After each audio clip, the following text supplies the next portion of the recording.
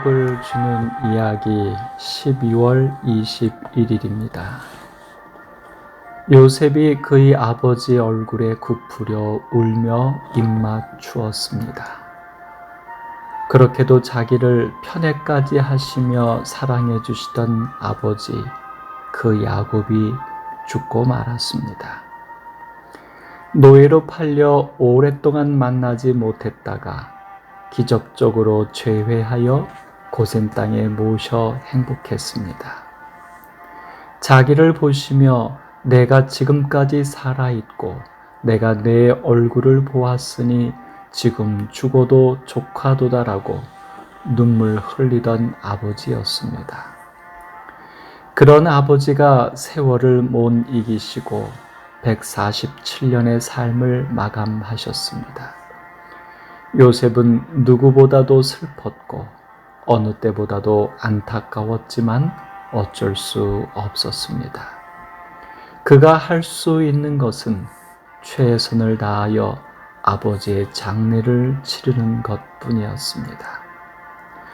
요셉은 바로 왕에게 알리고 가나안 땅에 내가 파놓은 묘실에 나를 장사하라는 아버지의 유언대로 모시려 했습니다. 그런데 여기 생각해 보아야 할 표현이 나옵니다.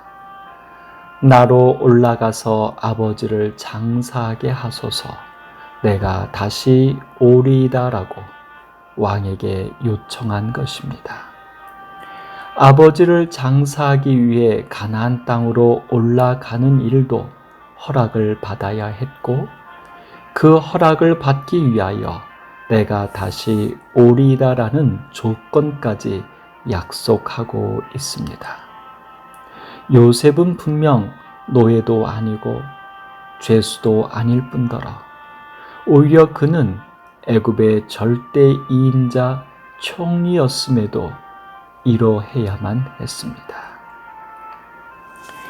이순신 장군은 임진왜란의 큰 전쟁 속에서 조선을 구한 영웅입니다.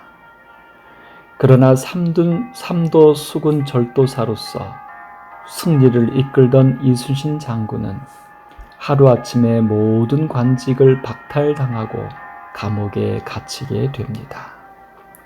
승리할 수 있고 당장 전쟁을 종식시킬 수 있는 행동을 하지 않는다는 상소 때문이었습니다. 결국 이순신을 대신하여 삼도 수군 절도사가 된 원균은 7,000량의 해전에서 전사하며 완패하고 조선 수군은 파괴되고 12척의 배만 남습니다. 이에 어쩔 수 없이 이순신을 재임명합니다. 그리고 이순신은 명량해전을 통하여 반전을 만들고 급기야 노량해전을 통하여 퇴각하는 일본에게 치명상을 입힙니다. 당파가 다르고 왕의 명령에 복종하지도 않았을지라도 이순신 장군은 그들과 나라에 꼭 필요했던 것입니다. 이것이 바로 삶의 행복을 주는 이야기입니다. 요셉이 내가 다시 오리이다라고 말했던 것은 노예였기 때문도 죄수였기 때문도 이방인이라 자유가 없어서도 아니었습니다. 애굽 왕의 미움이나 협박 때문은 더더욱 아닙니다.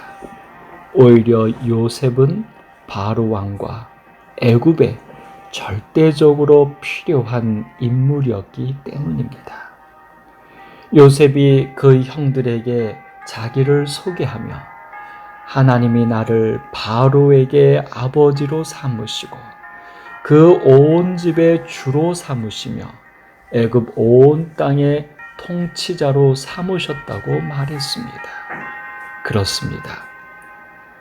요셉으로 인해 애굽은 7년 흉년을 이겨내었을 뿐 아니라 최강의 제국이 되었던 것입니다. 바로 왕에게도 요셉은 아버지 같은 조언자요 든든한 신뢰자였던 것입니다.